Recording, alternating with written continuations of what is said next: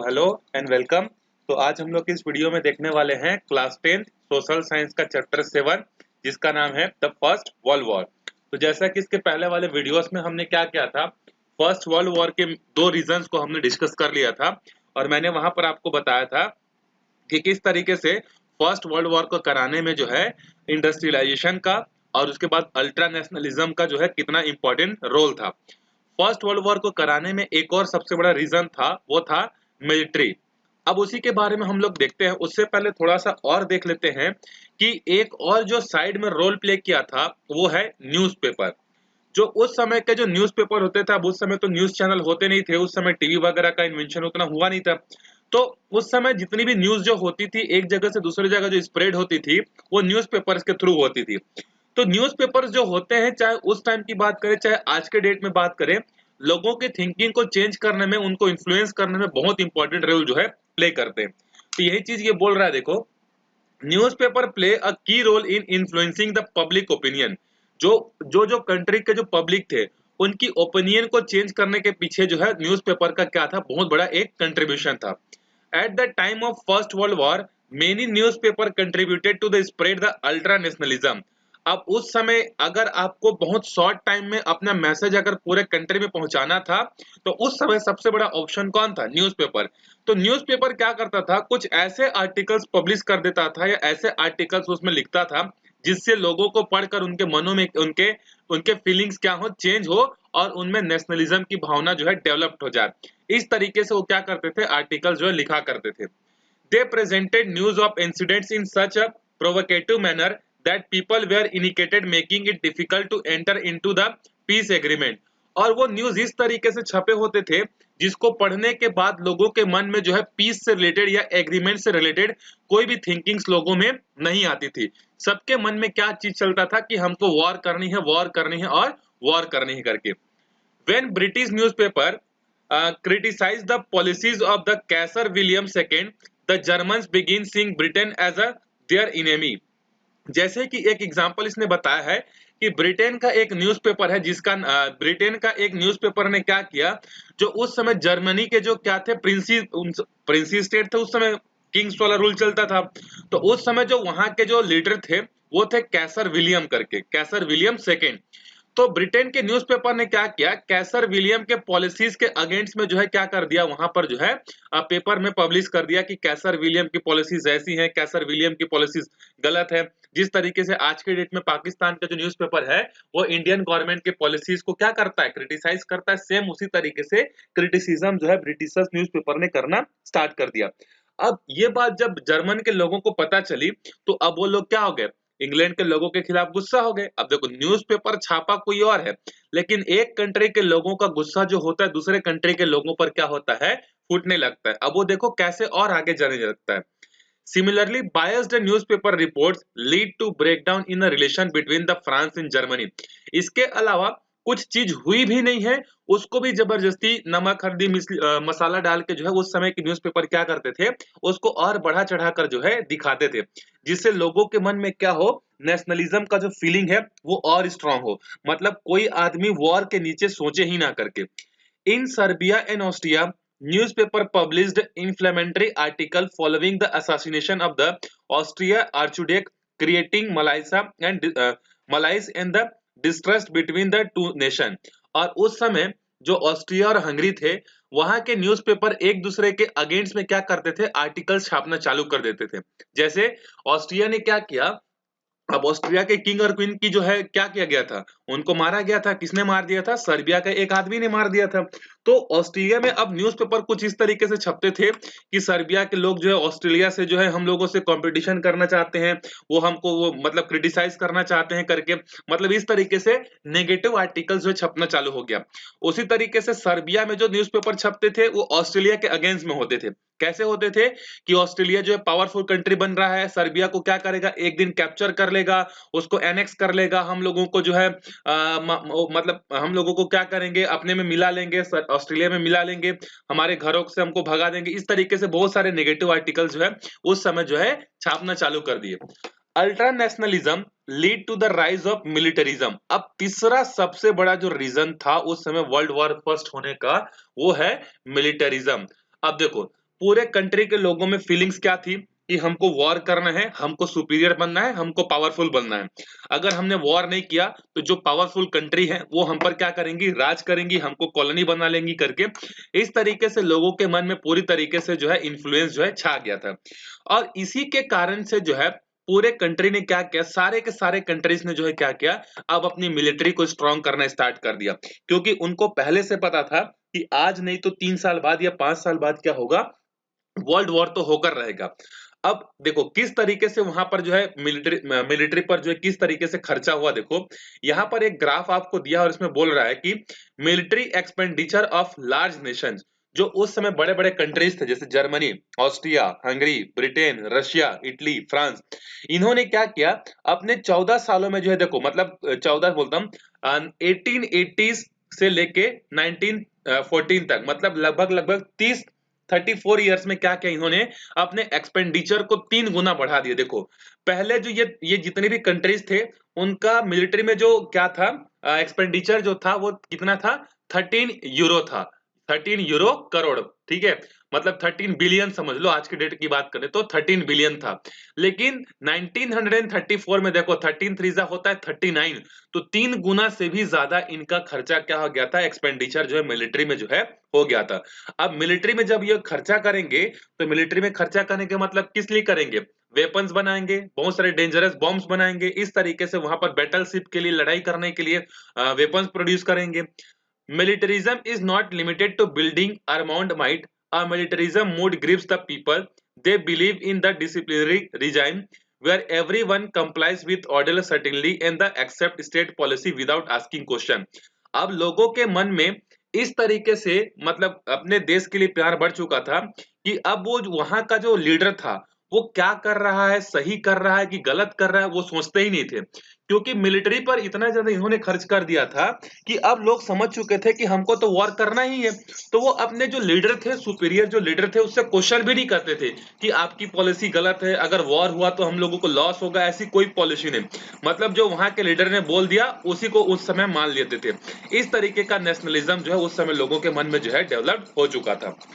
अब देखो in short militarism has two distinguish features. जो मिलिटरिज्म हुआ उस समय 1914 के आसपास, उसके क्या थे, 2 फीचर्स थे। पहला था it lead to scaling up armed force. सबसे पहले तो आर्म्ड फोर्स स्ट्रांग होते गए and spoke piling of weaponry as a nation seek to establish their military supremacy while it is also moulds people mind so that they begin to accept state policy and unquestionably. मतलब एक तो इनकी military power सबसे strong हुई, और दूसरा जब militarism हुआ तो वहां के जो लीडर्स थे वो ये मानना चालू कर दिए कि अब हमारे यहाँ के जो पब्लिक है वो हमारे किसी भी पॉलिसी पर जो है सवाल नहीं उठाएंगे। मतलब हम जो बोलेंगे अब हमारी पब्लिक उसी को मानेगी, उसी के बारे में सोचेगी बिना क्वेश्चन किए। तो 2 फायदे क्या हुए मिलिटरिज्म के, एक तो मिलिट्री में क्या हुआ, स्ट्रांग हुई, अब दूसरा लोगों ने अपने लीडर से क्वेश्चन करना बंद कर दिया, मतलब लीडर ने जो बोल दिया वही सही है करके। अब उसके बाद देखो एक फिगर आपको दिया, देखो figure 7.2, a German factory manufacturing cannons. 1916 की बात है जब फर्स्ट वर्ल्ड वॉर स्टार्ट हो चुका था, उस समय का ये पिक्चर है, ये जर्मनी की क्या है, एक फैक्ट्री है जहां पर देखो किस तरीके से जो है कैनन्स जो है बन रहे थे। The military spending rose two fold from 20 euro crore to 40 euro crore in the 14 year from 1900 to 1914। 14 सालों में मिलिट्री में जो एक्सपेंडिचर था वो क्या हो गया था, जस्ट डबल हो गया था। The military budget of large European nation rose steadily as they prepared for the war। और वो कंट्री, यूरोप की कंट्री अपने मतलब डिफेंस में बोल सकते हैं या अपने मिलिट्री में इतना पैसा लुटा रहे थे जैसे कि उनको पता था कि वो वॉर के लिए तैयार कर रहे हैं अपने आप को करके। इस तरीके से पैसा वो क्या कर रहे थे, लुटा रहे थे कि हमको वॉर करनी है। They set up factories exclusively to manufacturing armaments and the capitalists invest in the Desh ventures to the hope that the outbreak of the world war would increase demand for the weaponry, thus maximizing their profit। और उस समय के जो उस समय के rice लोग थे वहां पर, जो आपके कैपिटलिस्ट लोग थे जिनके पास पैसे ज्यादा थे, उन्होंने भी क्या किया, अपना पैसा जो है इक्विपमेंट्स बनाने में खर्च कर दिया, क्योंकि वहां के लोगों को लगता था कि अगर वॉर हुई तो वेपन्स की तो जरूरत पड़ेगी।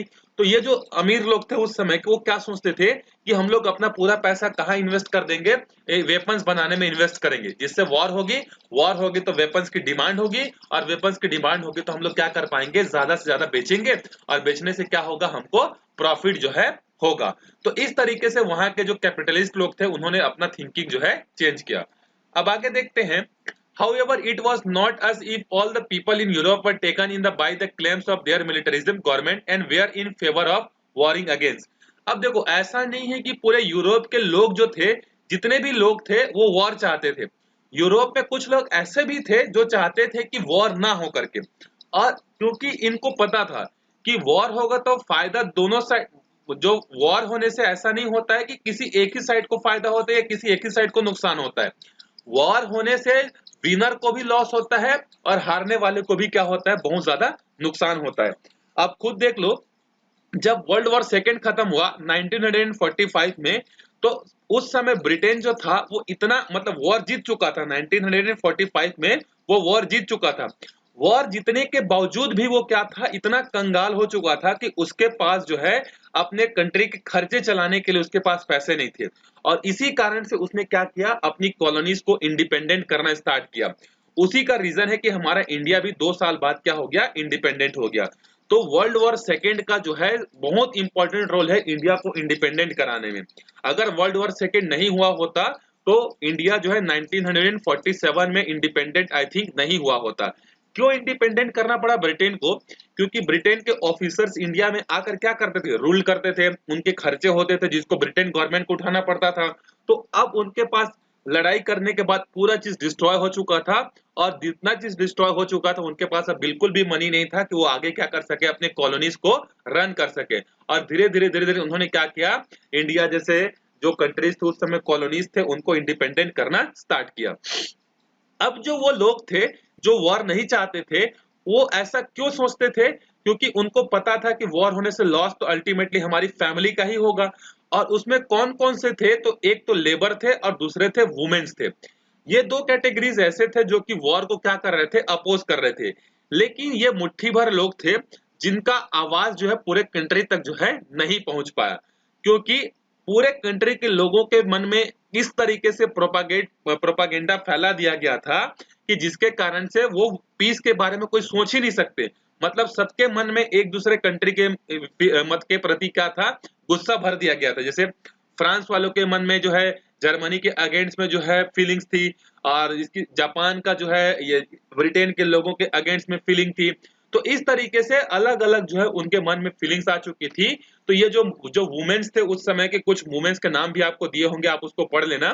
कुछ वुमेन्स जो थे जैसे रोजा लम्जबर्ग, व्लादिमीर लेनिन, ये इस तरीके से कुछ ऐसी लेडीज थी जो ये चाहती थी कि वॉर ना हो करके। क्योंकि अगर वॉर होगा तो जैसे मैंने आपको पिछले वाले वीडियोस में भी एग्जांपल बताया था कि एक फैमिली में एक मेंबर कमाने वाला है, अगर उसकी डेथ हो जाएगी तो पूरी फैमिली क्या हो जाएगी, रोड पर आ जाएगी।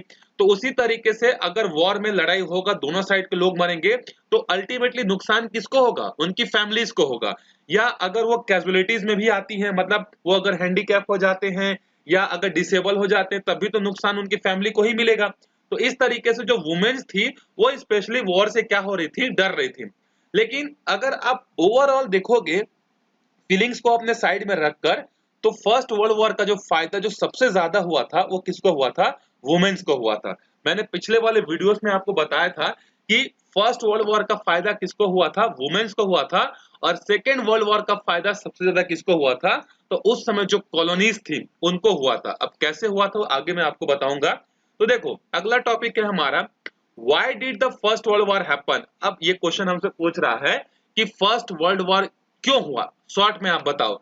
तो मैंने इतना लंबा चौड़ी 2 वीडियोस आपके लिए बनाया है, उसके हिसाब से आप समराइज ये कर सकते हो कि फर्स्ट वर्ल्ड वॉर जो था उसमें एक तो इंपॉर्टेंट रोल प्ले किया किसने, इंडस्ट्रियलाइजेशन में।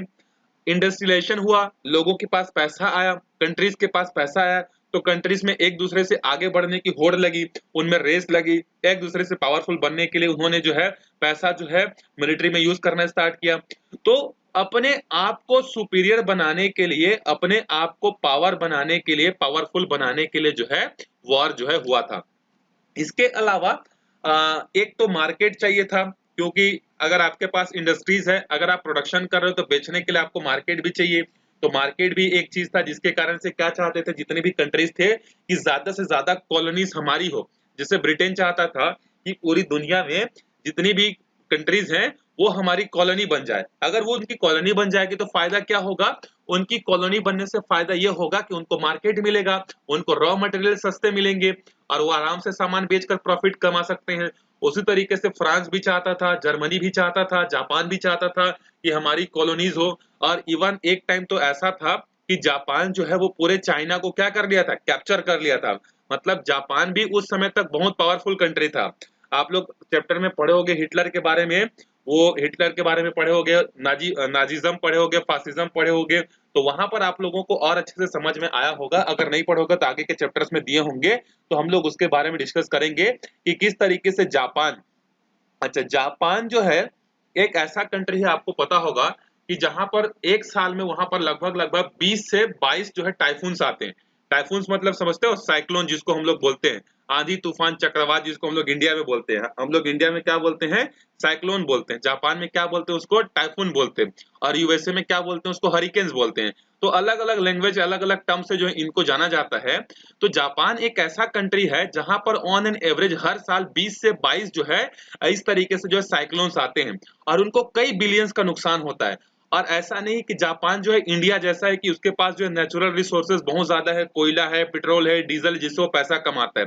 वो एक कोस्टल कंट्री है और कोस्टल कंट्री जो होने के बावजूद भी वो इतना हर साल लॉस को बियर करने के बाद भी वो अपने आप को फिर से क्या करता है, प्रिपेयर कर लेता है और फिर से खड़ा हो जाता है। और जापान जैसा कंट्री आज दुनिया में डेवलप्ड कंट्री के लिस्ट में आता है। वहीं पर इंडिया देख लो आप, इतने नेचुरल रिसोर्सेज होने के बावजूद हमारे यहाँ साल में मुश्किल से, कोस्टल एरियाज की बात करूँ तो कोस्टल एरिया में 3 से 4 जो है मेजर जो है क्या होते हैं, साइक्लोन्स आते हैं। तब भी हम लोग उनसे 1/5 साइक्लोन आता है तब भी आज हम लोग डेवलप्ड कंट्री में नहीं पहुंच पाए। तो इसका सबसे बड़ा रीजन क्या है, वहां का एजुकेशन। क्योंकि वहां की टेक्नोलॉजी हमारे यहाँ से 10 साल पहले चलती है। तो इसीलिए मैं आपको बोलता हूँ कि आपको पढ़ाई पे जो ज्यादा ध्यान देना चाहिए, क्योंकि अगर आप पढ़ोगे तो आप बहुत सारी चीजें ऐसी होती हैं जो कि आप कर सकते हो। और जो बिना पढ़ा लिखा होता है उसके लिए जो ए फॉर एप्पल होता है ना, वो क्या होता है, 3 स्टिक्स के अलावा कुछ नहीं होता। अनएजुकेटेड पीपल के लिए ये जो एप्पल का जो आप ए लिखते हो ना, वो 3 स्टिक्स के अलावा कुछ नहीं होता। लेकिन जो पढ़ा हुआ लिखा हुआ होता है वो हर जगह क्या करता है, अपने आप को स्टैब्लिश कर लेता है। तो मैंने ये एग्जांपल इसलिए दिया क्योंकि फर्स्ट वर्ल्ड वॉर में भी जापान हारा था, उसके बावजूद भी वो अपने आप को 20 साल में इस तरीके से प्रिपेयर कर लिया था कि वो सेकेंड वर्ल्ड वॉर में जो है फिर से वो ज्वाइन कर लिया था। क्यों ऐसा हुआ था, क्योंकि वहां पर टेक्नोलॉजी काफी ज्यादा इंप्रूव हुई थी उस समय भी और आज के डेट में भी। तो ये जापान के बारे में हम लोग आगे पढ़ेंगे भी। तो फिलहाल अभी हम लोग अपने टॉपिक पर वापस आते, नहीं तो फिर वो आउट ऑफ द टॉपिक हो जाएगा। देखो, when the outbreak of war seemed inevitable, many nations signed secret treaties। मैंने आपको बताया था कि जब वॉर स्टार्ट हुआ था या लग रहा था कि वॉर स्टार्ट होने वाली है, तो बहुत सारी कंट्रीज क्या कर रही थी, सीक्रेट ट्रीटीज जो है एक दूसरे के साथ जो है कर लेती थी। और वो सिर्फ बहाना ढूंढती थी कि कोई एक कंट्री किसी दूसरे कंट्री पर थोड़ा सा भी अटैक करे तो फिर हम लोग क्या करेंगे, उसको बदले में अटैक करेंगे करके। तो इस तरीके से ultra nationalism, industrialisation and militarism, ये 3 मेजर चीजें थी जिसके कारण से क्या हुआ था, उनमें जो है वर्ल्ड वॉर की फीलिंग जो है आई थी। अब उसके बाद देखो यहाँ पर ये समराइज करते जा रहा है धीरे धीरे major episodes of the first world war. अब इसमें आपको मैं स्टार्टिंग वाले वीडियो में बताया था कि जो यूएस है, यूएस ने लास्ट में क्या किया था, वर्ल्ड वॉर फर्स्ट में जो है ज्वाइन किया था। और जब तक यूएस फर्स्ट वर्ल्ड वॉर में ज्वाइन नहीं किया था तब तक जो है ट्रिपल अलायंस जो थे, जिसमें कौन कौन थे, ऑस्ट्रिया, हंगरी, जर्मनी, इटली, ये सब कंट्रीज जीत रही थी। लेकिन जैसे ही यूएस ने फर्स्ट वर्ल्ड वॉर में एंट्री ली, उसके बाद से पूरा का पूरा मैच पलट गया और फिर कौन जीत गया, ट्रिपल एंटास जो है लास्ट में जीते। तो वो कैसे हुआ, मेजर इंसिडेंट क्या क्या हुए, कौन सी कंट्री कब वॉर में ज्वाइन हुई, ये अब एक एक करके आप लोग देखते जाओगे। तो सबसे पहले देखो, following the assassination of the archduke Austria Hungary launched an attack on the Serbia on July 28, 1914। ये वो डेट है जहां पर फर्स्ट वर्ल्ड वॉर का स्टार्टिंग डेट माना जाता है। और क्यों ऐसा हुआ था, देखो तो मैंने आपको बताया था कि जून 1914 में ऑस्ट्रिया के जो किंग थे और उसकी जो वाइफ थी, जो क्वीन थी उसको सर्बिया का एक आदमी ने मार दिया था। तो इस इंसिडेंट के जून के बाद कुछ दिनों बाद ही यहाँ पर क्या किया, ऑस्ट्रिया ने जो सबसे पहले अटैक किया सर्बिया पर। तो सबसे पहला एपिसोड ये है कि ऑस्ट्रेलिया हंगरी ने जो है सर्बिया के अगेंस्ट में क्या कर दिया, अटैक जो है लॉन्च कर दिया।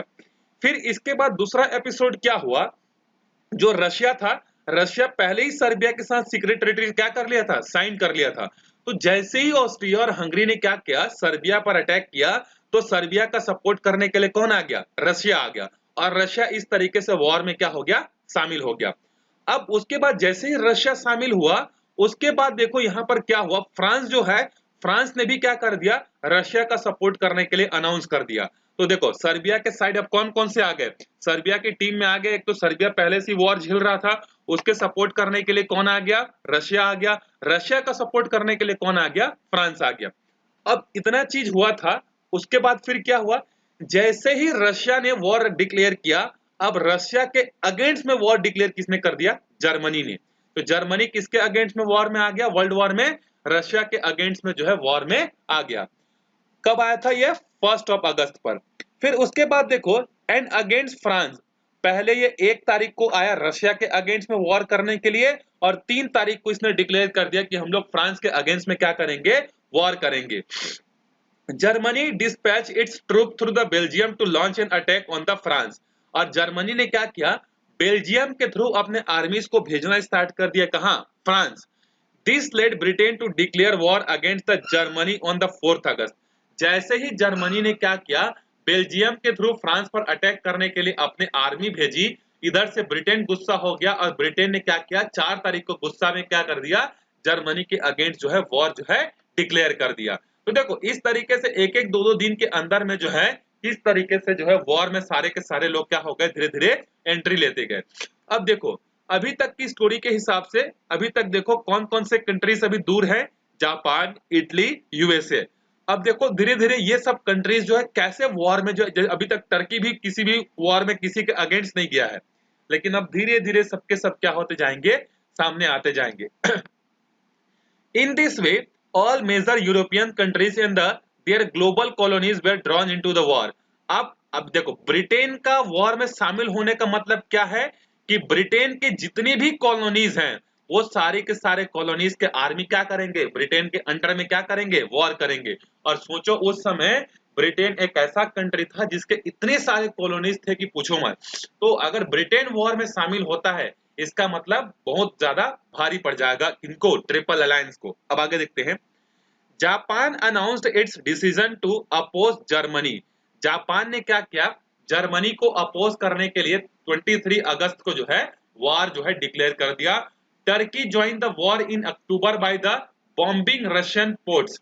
उसके बाद टर्की की एंट्री होती है। टर्की ने क्या किया, रशिया के जो उस समय पोर्ट्स थे, अब उस समय बस ट्रक मतलब थे, लेकिन एरोप्लेन वगैरह तो उतने नहीं थे। तो उस समय जो ट्रेड होता था, जो भी ट्रूप्स का मूवमेंट होता था, वो किसके थ्रू होता था, तो वो पोर्ट्स के थ्रू होता था। तो पोर्ट्स के थ्रू जब सारी चीजें होती थी, तो ये क्या किया, टर्की ने जाकर रशिया के जो पोर्ट्स थे वहां पर बम्बार्डिंग कर दी। जब ऐसी बम्बार्डिंग हुई, तो उसके बाद ये भी वॉर में शामिल हो गया। अब बचा कौन, Italy. Italy was initially in the German alliance. Italy जो था पहले जर्मनी के साइड में था, लेकिन इसको लगा कि अब तो मैच जर्मनी वाले नहीं जीतेंगे करके, तो ये क्या हो गया, तुरंत ब्रिटेन के साथ जो है सीक्रेट ट्रीटी साइन कर लिया। कब, 1915 में। मतलब 1 साल जो जर्मन के साथ था, फिर उसके बाद इसने अपना पार्टी क्या कर लिया, चेंज कर लिया। अब आगे देखो, सबसे मोस्ट इंपॉर्टेंट चीज बचा है, वो है अमेरिका। अब अमेरिका की स्टोरी आती है, जो चीज बहुत इंपॉर्टेंट है। अमेरिका जो है वॉर में स्टार्टिंग में बिल्कुल 3 साल तक वॉर में था ही नहीं। वो 1917 तक तो वॉर में वो था ही नहीं।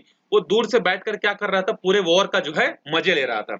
अब देखो, अमेरिका वॉज इनिशियली न्यूट्रल। वो न्यूट्रल था, ना तो वो ट्रिपल अलायंस के सपोर्ट कर रहा था, ना ट्रिपल एंटा का सपोर्ट कर रहा था। But it had strong trade ties with the Britain and France. लेकिन उसके जो ट्रेड जो होते थे ब्रिटेन और फ्रांस के साथ क्या होते थे, ज्यादा होते थे, क्योंकि ब्रिटेन और फ्रांस क्या ज्यादा नजदीक है। When its companies profiting by selling foods ornaments to these countries. अब अमेरिका क्या करता था, इनके साथ बिजनेस टाइज इनके बहुत अच्छे थे, तो ब्रिटेन को और फ्रांस को क्या करते थे ये लोग, फूड प्रोवाइड करते थे, वेपन्स प्रोवाइड करते थे और बेच बेच कर क्या करते थे, पैसा कमाते थे, बहुत पैसा कमाया इन्होंने। It also earn interest by the expenditure war loan to them, और क्या करता था कि वो फ्रांस को, ब्रिटेन को, सबको बोलता था कि ये लो पैसा लो पैसा लो। वो क्या करता था, इंटरेस्ट में वो पैसा मारता था और बहुत प्रॉफिट कमा रहा था। But Germany used it powerful naval fleet to dispute Britain in the France contact with other countries. लेकिन जर्मनी ये चाहता था कि ये जो ब्रिटेन और फ्रांस को जो ये क्या मिल रहा है, फूड मिल रहा है, ये जो वेपन्स मिल रहा है, इसको हमको रोकना है। क्योंकि वॉर में सबसे ज्यादा जरूरी क्या होती है, अगर आर्मी आपकी एक जगह से दूसरे जगह है, अगर आर्मी को प्रॉपर फूड, प्रॉपर वेपन्स अगर नहीं मिल रहा है, तो वो आर्मी ज्यादा दिनों तक नहीं टिक पाएगी। और यही चीज कौन चाहता था, जर्मनी चाहता था। जर्मनी ये चाहता था कि ब्रिटेन और फ्रांस के आर्मीज को जो अमेरिका फूड सप्लाई कर रहा है, अगर वो रुक जाएगा तो वो तो भूखे ऐसे ही मर जाएंगे, तो वॉर तो कर ही नहीं पाएंगे करके ये चीज जर्मनी जो है चाहता था। Severely affecting the trade and preventing the USA from coming to the aids, वो अमेरिका को रोकना चाहते थे। German submarine also began attacking America ships carrying goods to the Britain, और जर्मनी के शिप्स ने क्या किया, अमेरिकन शिप्स को जो है, जो सामान लेकर ब्रिटेन जाते थे उनके सपोर्ट के लिए, मतलब अपने बेचने के लिए, उसको उन्होंने क्या किया, अटैक करना स्टार्ट कर दिया। Among them was an American passenger ship which sank with all its crew passenger. This act encouraged America, leading to the declare war on Germany on 6th April 1917. देखो वॉर कब start हुआ था, 28 जुलाई 1914 को, और America कब शामिल हुआ war में, 6 अप्रैल 1917 को, 3 साल बाद। और क्यों 3 साल बाद शामिल हुआ, क्योंकि जर्मन के आर्मी ने क्या किया, जो अमेरिका का जो शिप था उसको पानी में डुबा दिया, तो सामान तो डूबा, साथ ही साथ वहां पर जितने भी क्रू मेंबर्स थे और जितने भी पैसेंजर्स थे वो सबके सब अमेरिकन थे। तो अमेरिका में क्या हो गया, अमेरिकन लोग मर गए डूब के। तो इसके कारण से अमेरिका गुस्सा हुआ और उसने क्या किया, जर्मनी के साथ जो है वॉर, जो है जर्मनी के अगेंस्ट में जो है वॉर डिक्लेयर करना स्टार्ट कर दिया। In the beginning of war Germany meet with the success on the battle front. मैंने आपको बताया था कि जब तक अमेरिका वॉर में एंटर नहीं हुआ था, जर्मनी वाली टीम क्या हो रही थी, जीत रही थी। लेकिन जैसे ही यहां पर जो है अमेरिका वॉर में एंटर करता है, उसके बाद क्या हो जाता है, जर्मनी को यहां पर ये डिफेंड करना स्टार्ट कर देता है। ब्रिटेन और रशिया वाली जो टीम थी वो ज्यादा स्ट्रॉन्ग जो है होने लगती है। It succeeded in the advancing towards the France and repulsed the Russia attack, but France and Britain soon joined forces to arrest the German advance in the east. Russia faces defeat. अब देखो Germany उस समय इतना powerful था कि उसने Russia को हरा दिया था, और रशिया वॉर से क्या हो गया था, फर्स्ट वर्ल्ड वॉर से जो है ये दूर हो गया था, बैटलफील्ड से जो है ये 1917 में जो है ये क्या हो गया था, वहां से हट गया था। वह किसमें से, फर्स्ट वर्ल्ड वॉर से रशिया हट चुका था। अब इसके बाद आगे देखो, यहां पर आपको बहुत अच्छा पिक्चर दिया, देखो कि नॉर्मल टाइम्स में जो आर्मीज रहती हैं बाउंड्री पर या बॉर्डर पे, उसका सिचुएशन ऐसे होता है, ट्रेंच बोलते हैं जिसको हम लोग। ट्रेंच मतलब एक तरीके से समझ सकते हो, गड्ढा होता है, दो कंट्रीज के बीच में बॉर्डर होता है, जहां पर लोग जो है, आर्मीज जो है अपनी सिक्योरिटी के लिए रहती हैं। लेकिन वार के समय देखो इस समय का सिचुएशन हो गया था, पूरा तहस नहस, पूरे लोग मर रहे थे। देखो यहाँ पर एक मरा हुआ है, एक हैंडीकैप्ड हो गया है, बाकी लोग यहाँ पर छुप छुप कर वॉर कर रहे हैं। तो नॉर्मल ट्रेंच ऐसा होता है, लेकिन वॉर के समय जो है इस तरीके का सिचुएशन, डेडली सिचुएशन जो है हो गया था। ऑलमोस्ट 22 करोड़ से लेकर 24 करोड़ लोग क्या हुए थे उस समय जो है मरे थे। अब आगे देखो, the war took A decisive turn after America join in battle in 1917। मैंने आपको बताया जर्मन लीड कर रहा था और 1917 तक, जब तक अमेरिका वॉर में नहीं आया था। लेकिन the countries huge resources were used to mobilize troop against the Germany.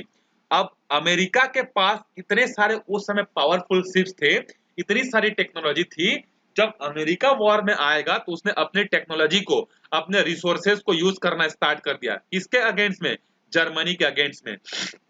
With in Germany the people rebels against the emperor Kaiser William, forcing him to एबिडिकेट।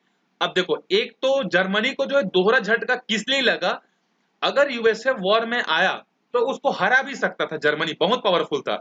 लेकिन उसका सबसे बड़ा ड्रॉबैक या बोल सकते हो कि वो जो सेटबैक क्या था, वो था कि जर्मनी के लोगों ने क्या किया, उस समय के जो इंपेरर थे कैसर विलियम, उसके अगेंस्ट में उन्होंने रिवोल्यूशन करना स्टार्ट कर दिया। मतलब अपने ही देश के अंदर में जो है क्या हो गया, मतलब हिंसा जो है भड़कनी चालू हो गई।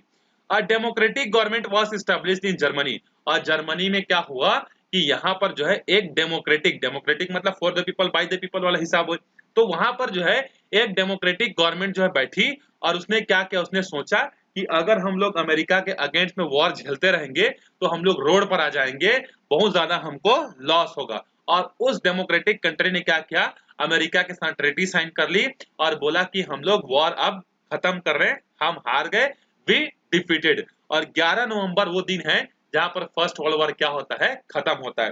तो स्टार्ट कब हुआ था, 28 जुलाई 1914 को, और चला कब था, 11 नवंबर 1918 को। इतने सालों तक जो है ये वॉर चला था।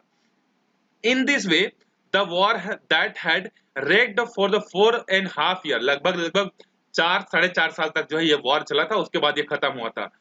Around 80 lakh soldiers were killed while 2 crore soldier were injured. 80 lakh soldier मारे गए थे और टोटल मिसिंग की बात करेंगे तो बहुत सारे थे, टाटा पूछो मत। Because of the hardship of the war, the nation who fought the war collectively spent 4 euro crore on the effort, disrupting their economics। देखो वॉर तो हुआ, वॉर से लोग मारे गए, लेकिन साथ ही साथ उनकी इकोनॉमी भी क्या हो गई, पूरी तरीके से डैमेज हो गई। किनकी इकोनॉमी, विनर वाले साइड की भी और लूजर वाले साइड की भी, दोनों साइड में क्या हुआ, दोनों को इकोनॉमिक लॉसेस जो है बहुत ज्यादा जो है हुए। अब देखो आगे देखते हैं हम लोग, the soldier of war, the governments of all countries went a massive army enlistment drive once the war was announced. In most countries enlistment of the youth was compulsory. अब देखो जब वॉर स्टार्ट हो गया तो government ने क्या किया, अपनी आर्मी में लोगों को जो है एंट्री देना स्टार्ट कर दिया। और एंट्री कैसे देते थे कि यहाँ पर एक रूल निकाल दिया गया, कंपलसरी रूल, कि अगर ब्रिटेन जैसे वॉर में शामिल होता है तो ब्रिटेन के जितने भी कॉलोनीज हैं, उन कॉलोनीज में जितने भी यूथ पीपल हैं, सबके सबको क्या करना है, वॉर में जो है आना ही है। इस तरीके से जो है इन्होंने क्या कर दिया, अनाउंसमेंट भी जो है कर दिया। उसके बाद देखो, they saw this poor soldier as so many hearts to sheep the who could be thrust into the jaws of the death without a second thought. मतलब यहाँ पर अब यूथ लोग जो आर्मी के लिए ट्रेन नहीं है, अगर आप उसको अचानक से इस तरीके से बहुत बड़े वॉर को अगर ले जाओगे तो ऑब्वियस ही बात है उनका कैजुअलिटीज तो होना ही है। अब जैसे अगर आप 25 साल के 20 साल के हो, आपको वॉर का कुछ पता ही नहीं है और आपको कल पुलिस आयोग लेके गए कि चलो वॉर करना है पाकिस्तान के अगेंस्ट में, तो आप कितना देर तक सर्वाइव कर पाओगे, नहीं कर पाओगे ना, क्योंकि आपको वॉर का एक्सपीरियंस नहीं कि किस तरीके से प्रोटेक्ट करना है अपने आप को, किस तरीके से अपोनेंट को जो है हमको मारना है, इसके बारे में कोई आइडिया नहीं है। तो इसी तरीके से वहां पर जितने भी यूथ है वो क्या होते गए, कैजुअलिटीज जो है आती गई, बहुत सारे सोल्जर्स मरते गए। Take for the example the Battle of the Verdun, a small French city which raged for the 10th month। ये एक वेडन सिटी है, कहाँ का, फ्रांस का। वहां पर जो है 10 महीने वॉर चला था। It claims the lives of at least 2 lakh मतलब 28,000 German soldier and 3,15,000 French soldiers ये मारे गए थे। Similarly the battle of Somme also in France saw 20,000 British casualties in a single day. एक दिन में 20,000 ब्रिटिशर्स आर्मी मारे गए थे, with an other 35,000 badly wounded, और ये बहुत ज्यादा डिसेबल्ड हुए थे। ऑल टुगेदर यहाँ पर इतने ब्रिटिशर सोल्जर और इतने French soldier and the 6 lakh German soldier क्या हो गए थे, एक साल के अंदर में लड़ते लड़ते क्या हो गए थे, मारे गए थे।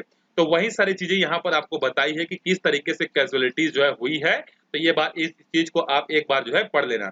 अच्छा, अब रही बात हमारे इंडिया की कि क्या इंडिया के भी सोल्जर इसमें जो है वॉर में गए थे, तो आंसर है बिल्कुल गए थे। क्यों गए थे, तो उस समय हमारा इंडिया क्या था, ब्रिटेन के अंडर में कॉलोनी थी। तो अगर ब्रिटेन वॉर करने जा रहा है मतलब इंडिया भी उसमें शामिल होगा, क्योंकि इंडिया उस समय ब्रिटेन का पार्ट था। तो around 13 lakh Indian soldier fought on the British war front in Africa, Iraq, France with around 74,000 casualties.